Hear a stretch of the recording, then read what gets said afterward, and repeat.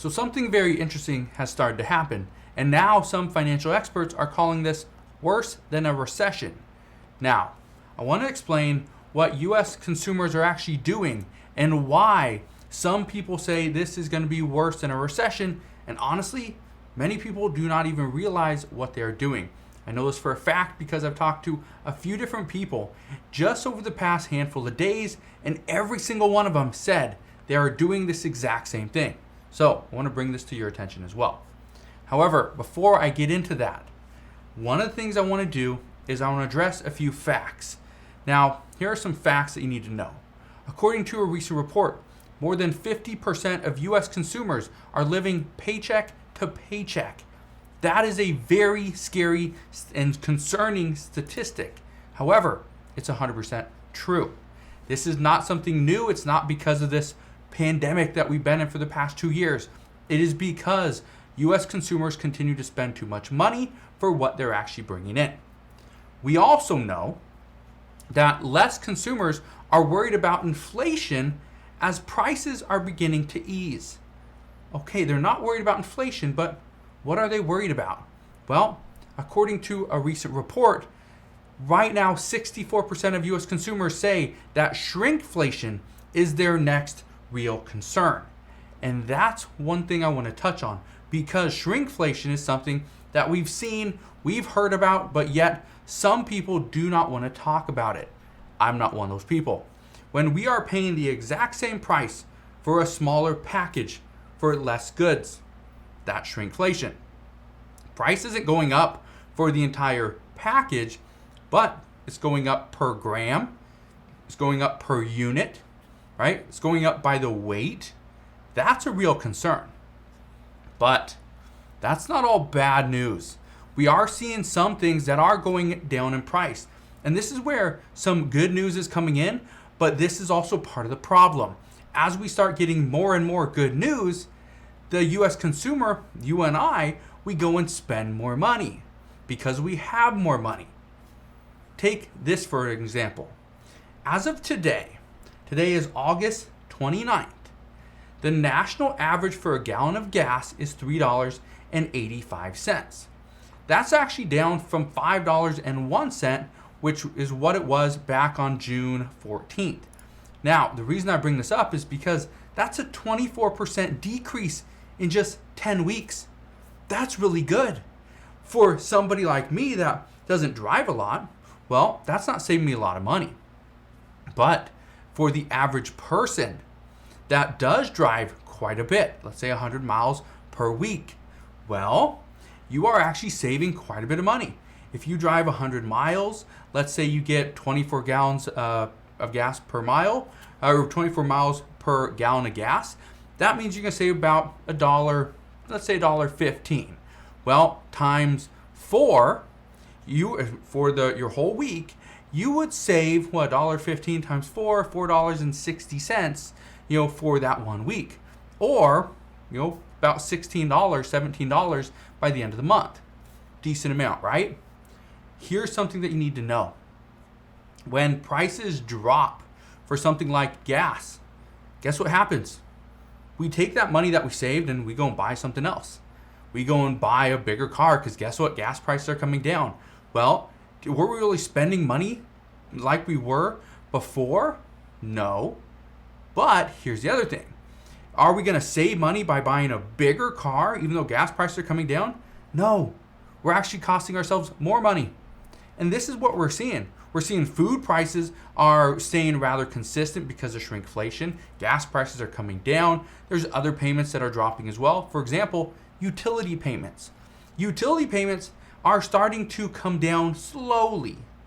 And it's not because it is getting cheaper. It's not because oil is becoming readily available. No, it's not because we are producing more hydropower, more solar power. That's not the reason why.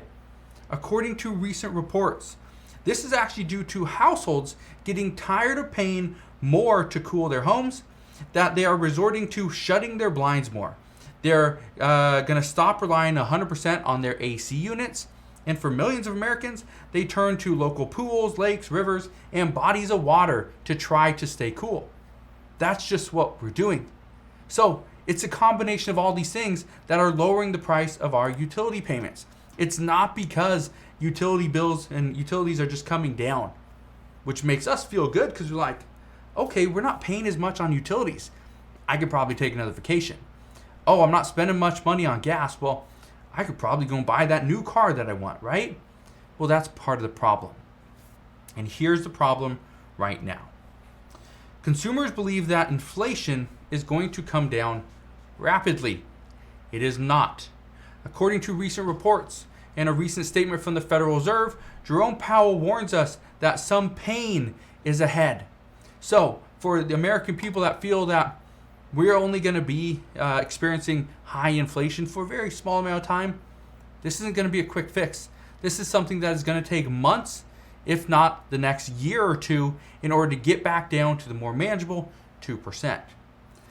But here's why all of this is considered worse than a recession to multiple financial experts. What is happening right now is that the current state of our economy is making it look like inflation is going away, which it isn't. It's making it look like prices are dropping. In some cases they are, but it doesn't mean that is going to continue. The real problem that U.S. consumers are actually having is right now we are returning to spending more money as we are saving a little bit. And the other problem is that we are spending a lot of our paycheck when we do not need to. Now, in a recent report, it states that less Americans are saying that they're living paycheck to paycheck due to inflation easing. That's really good news. That's great news that people are not spending as much of their paycheck as they used to. But this is partly due to wage increases. But with wage increases, what we see is upward pressure on inflation, which could potentially come in the near future, in the next month, 2 months. I guess we'll see over the next really 2 weeks. We will figure out what inflation is going to be. But we're also seeing multiple people putting their spending on credit cards. They take $1,000 and they go buy groceries, but that $1,000 is on credit. And you do not have to pay that $1,000 back in the first month. You can make a small little payment of, let's say, $50. So you get $1,000 of goods, you only pay $50 a month. That's great for the first month. But then when you max out that card and you're continuing to make a payment, you get nothing in return. You've already received it. So what's actually happening is then people go and take money out of their retirement accounts. Okay, because they have to have money. But all the stuff that's going on right now is putting U.S. consumers at higher risk, because if we see a slowing economy with high inflation, it puts us at risk because we could see layoffs, we could see a reduction of hours. And if this actually happens, which multiple experts believe it will happen, it's not the matter of when, it's not the matter of if, it's the matter of when. Then they say consumers are going to have credit card bills that they just can't afford to pay.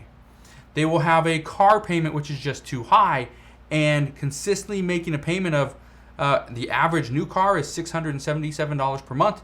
The average used car is $515 per month. So paying for either one of those things is going to become very difficult. And then let's say you have a mortgage, you got to pay that. Or you have a mortgage and you have to pay the increased taxes from the property. You got to pay that. Or maybe you pay rent and your lease is up and your landlord comes back to you and says, hey, you know what? I'm going to raise your rent by $200 a month. Guess what? You got to pay that too. So this is why many experts are saying that this is going to be worse than a recession, because we are continuing to spend money like the economy is booming, but the economy is contracting.